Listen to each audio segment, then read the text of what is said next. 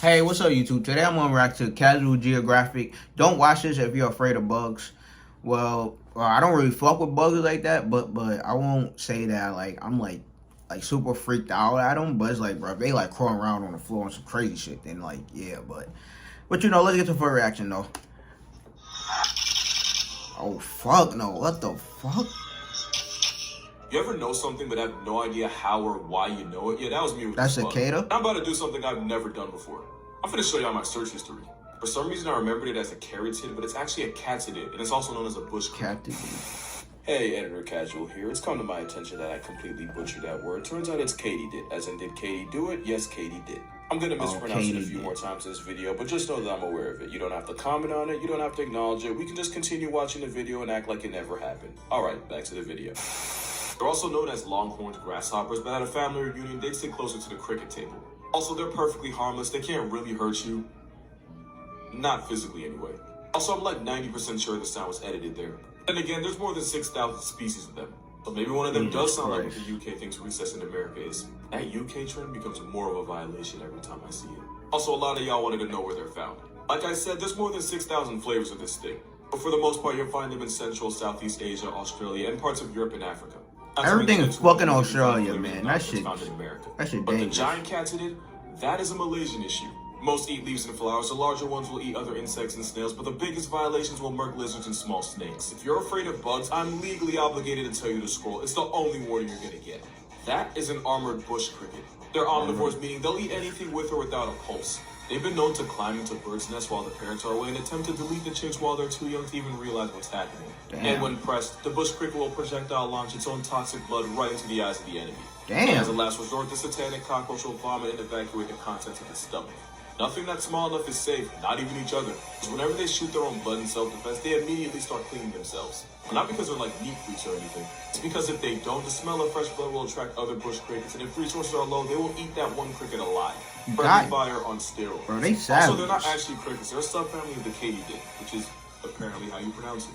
Not only was I wrong, but I said it wrong confidently. That's the worst kind. You probably already know where they're found. Yup, Australia. No, wait, it's Africa this time. Specifically Namibia, Botswana, Zimbabwe, and South Africa. The more you know, although sometimes I wish I didn't. This frog has a name that might just get this video taken down. That, and you can Google this if you don't believe me, is a Titicaca frog, found in a South American lake of the same name. And yeah, that's its actual skin. It looks like the end game of a back alley BBL, but there's a good reason for it. Because the lake you're found A back alley BBL is crazy. Making it the highest lake in the world. That's about 3,810 meters or more than 2 miles in the air. Even Travis Scott's the second highest in the room. But it also means there's only a third of the oxygen you'd get at sea level, making it harder to breathe in and out of water. But the Chi-Chi frog can take in oxygen through its skin, and having loose, baggy, Bosch BBL skin means it maximizes its surface area and the amount of oxygen it can pull. But it's also why if you Google scrotum frog, you get this lipo Kermit's picture. Scrotum frog. That's a sign of guidelines coming for me. The fuck is that?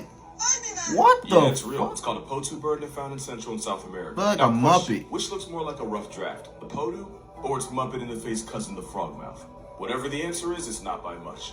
The potu's insecticidal with wings that mostly eats bugs and beetles. They're nocturnal, meaning this flying acid trip tweet is only active in the dark, like all browsers do. Damn. During the day, they Savage. camouflage by cosplaying as a tree stump. Both of these Bro. pictures. Now here's the real with these birds. Potus have giant eyes that can capture even the faintest light as they go grocery shopping in the dark. But their eyelids also have tiny slits that help them sense movement, which is why this perked out pigeon can actually see you with its eyes closed. Yeah, bro, that And even nigga though I off said of they eat mostly Zanny, bro. bugs, some have been found with small birds caged in their stomach. But that's not the weirdest thing about them, because I didn't show you what they sound like. What the fuck? On a wholesome note, the potu's monogamous and often mate for life. And if this crack canary can find love, there's hope for the rest of us. The more you know. What the hell is that, bro? Don't worry, you're not on the wrong side of TikTok. Welcome to Animal Logic, and I can explain.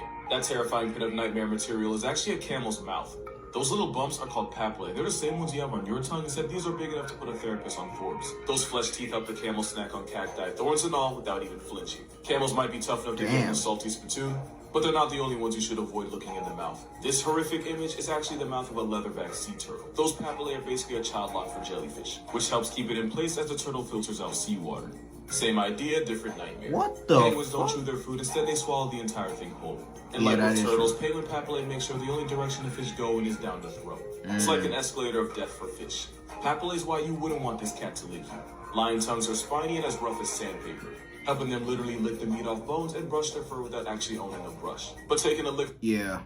I heard, like, bro, one lick from a lion, like, bro, that's just ripping off your fucking skin. ...sandpaper, helping them literally lick the meat off bones and brush their fur without actually owning a brush. But taking a lick from a lion might leave you with less skin than you started with. How many to get to the center? You better hope you never find out. Bro, that's crazy, bro. That is crazy. Bro, a lick? Black man with all the animal facts. Right here, hey, how you doing? I can actually explain that. So a lot of birds can do this thing where they can stabilize their heads, basically lock it in place while moving, which means birds can focus on a target without losing sight of whatever they're looking at. Oh, that is ain't crazy. The best way I can explain is like this. Take your phone and do the selfie pose, and while looking at the screen, turn your head from side to side. You're able to focus on your phone even with your head moving. That's called gaze stabilization. Difference is birds are able to do the same exact thing, but by holding their head still thanks to muscles and neck vertebrae. Also, this bird is an American kestrel. This is the smallest type of falcon. And kestrels catch bodies by flying overhead and then swooping down like a fighter jet to murk their prey. Being able to stabilize their head means even though they can snatch soul that is snatch so and get a crazy. ticket for it, they never lose vision of their prey. Also, kestrels are able to use wind to kind of hover in place like hummingbirds, which is what you're seeing in this video. Also, some falcons can hit speeds of 240 miles per hour. Since their brains are designed to process information that fast. Bro, these niggas are glitching the system, bro. More, you know. Bro, it's crazy how animals got fucking, like, Here's a little mind blowing game for you. You know cheats, possums bro. and opossums are two very different animals. That is a possum, specifically a brush-tail possum. They're famous for breaking into places they honestly bro, have that no nigga's business chilling in a cabinet. This bro. possum broke into a bakery and nearly OD'd on pastries. That's what you call defiant regret. He'll 100% do it again. That is an opossum. And before y'all get on me, some people say the O is silent, others don't. Animal Planet pronounced the O, so I do too. And the difference is opossums are the only marsupials found in America. All plain possums are seasoned throughout Australia, that's New cute. Guinea, and New Zealand. And while they're both marsupials, the no opossums are more related to the marsupials of down under, like kangaroos. Also, the American opossum is much more introverted than the Aussie edition, since the American edition will go into an anxiety coma when stressed, while the Australian flavor is much more likely to throw hands and or bite. Damn, Possums so they do thousands of gangsta. ticks a year, making America a much less diseased place. All plain possums do things like break into offices, trash the place, and give us memes like this. Bro, that I'd say nigga's it's about it. chilling, Here bro. to talk about the most wholesome animal you know. Hold on, let me see if I can find something real quick.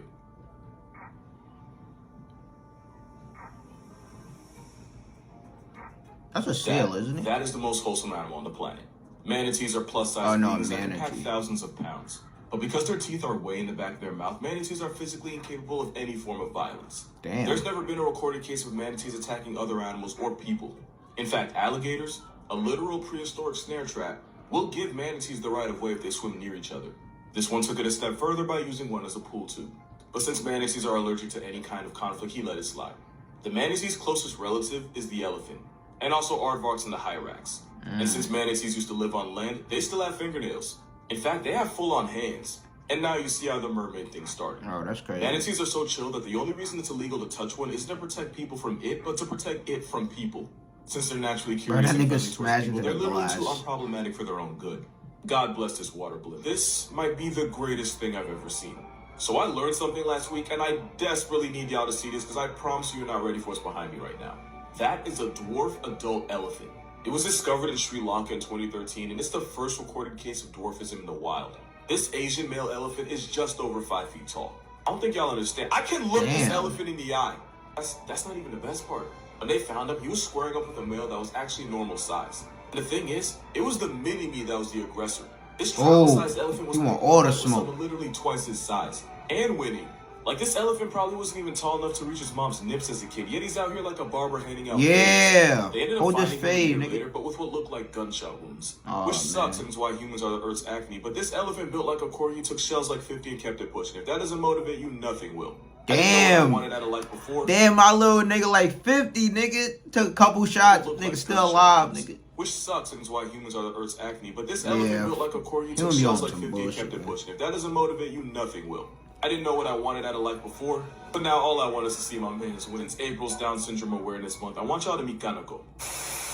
Editor Casual here for hopefully the last time. Yeah, that was a mistake. April's actually Autism Awareness Month. Down Syndrome Awareness Month is in October. So, yeah, back to the video. Now, she might look like just another chimp, but she was actually born with the chimpanzee version of Down syndrome. The difference is chimpanzees have 48 chromosomes while we have 46. So instead of having an extra 21st chromosome, Kaneko had an extra 22nd. And it's the second recorded case of a chimp having this condition. The first one became a was before it turned 2. Kaneko didn't have it much easier. She suffered from colds, fevers, and diarrhea early on.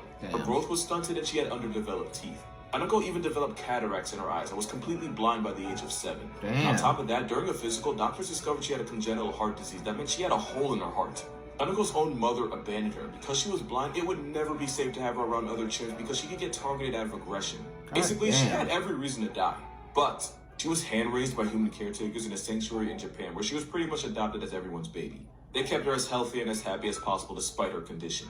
She even made a friend. They recruited Roman, an older female. Now, Roman was seen as the mom of the group, and whenever the other chimps would fight, she would usually be the one to intervene and break it up. So once a month, Roman and Kaneko would go on supervised play dates. And even though Roman could clearly tell Kaneko wasn't like the other chimps, they seemed to enjoy being around each other. Now sadly, this story does end with Kaneko passing in her sleep in February of 2020. But she lived to 27, where the only other chimp with her condition tapped out before 2. But thanks to those researchers and Roman, she got to have a life worth living. Damn, shout out to them. Shout out to them for taking care of that chimpanzee. But another great video from Casual Graphic, like, goddamn, like, bro, I just like these videos because, like, you know, talking about animal shit. Like, I fuck with animals, but you already know, man. Shout out to that little elephant, bro. Man, that little elephant is a gangster, man. That nigga's gangster. I fuck with that nigga. But, you know, like, comment, subscribe. Let me know in the comments any other videos y'all want me to react to. You know, down below in the comments. Bye, check out, and next one.